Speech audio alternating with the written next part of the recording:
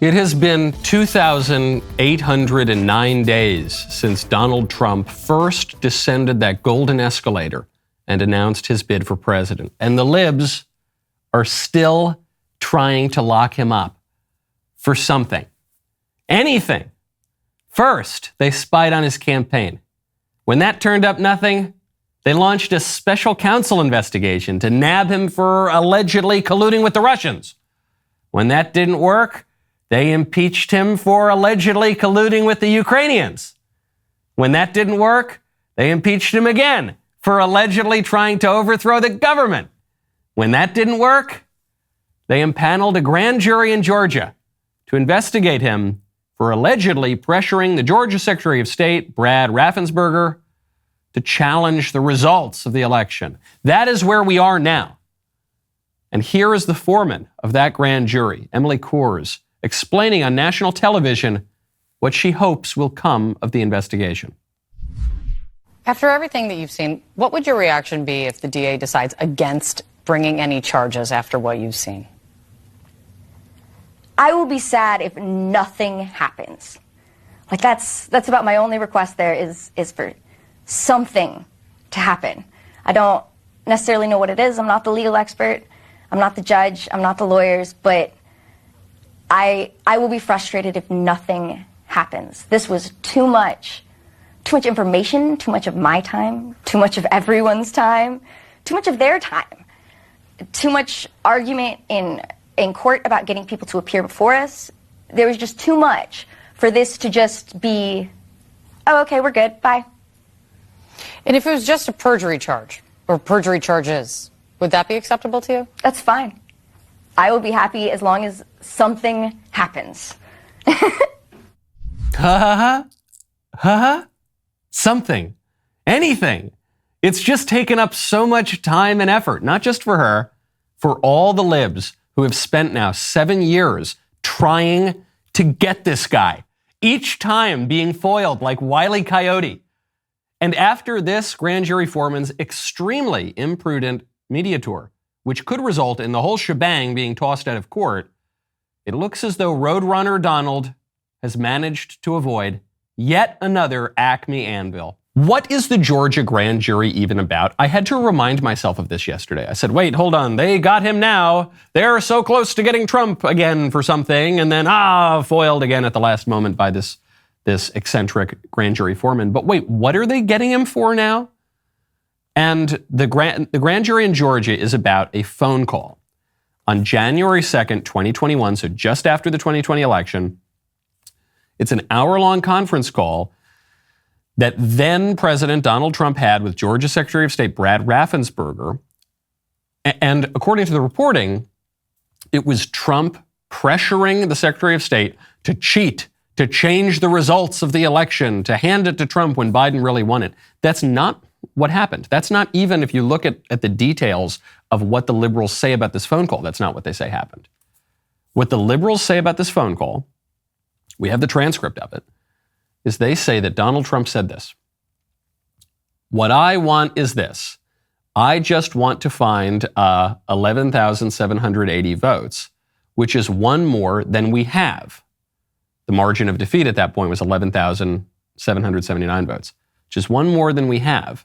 Now, if the sentence ended there, you might say, okay, well, maybe he's pressuring the Georgia Secretary of State to just make up a number and add it to Trump's tally to steal the election. But that's not where the sentence ends. He says, I just want to find 11,780 votes, which is one more than we have, because we won the state.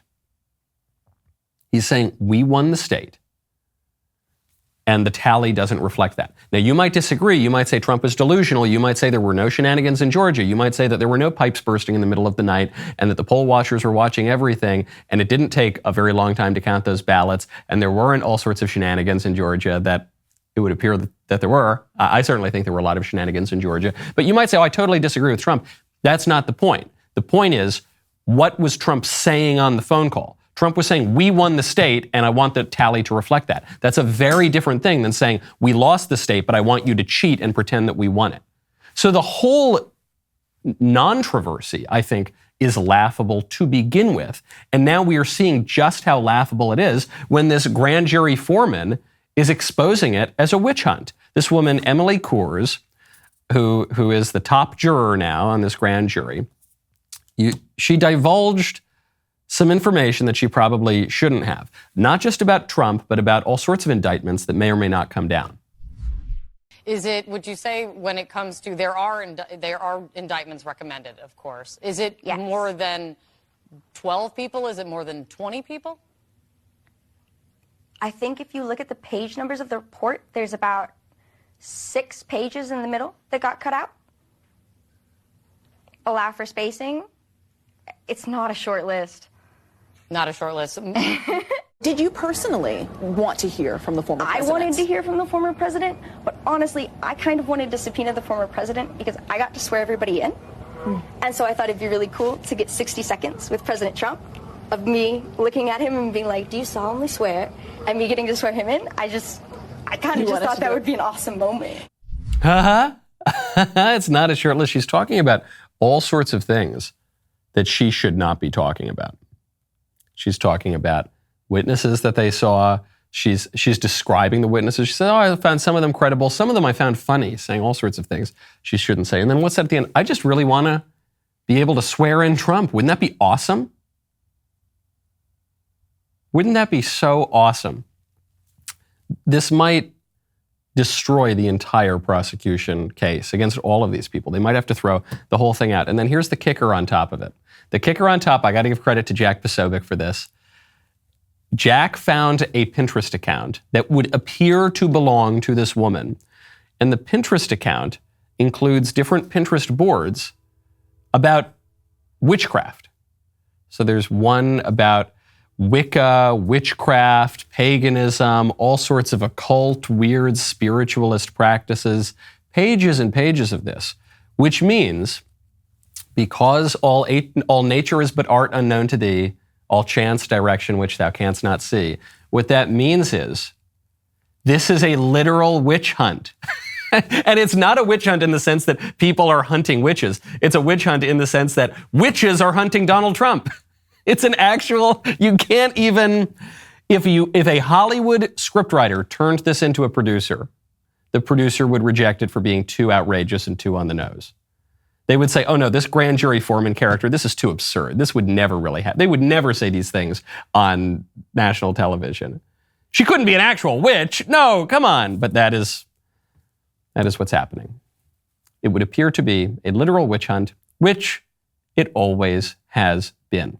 The rest of the show continues now. We'll be chatting with you in the creme de la creme inner circle member block. Go to dailywire.com/Knowles. Use code Knowles at checkout for 2 months free on all annual plans.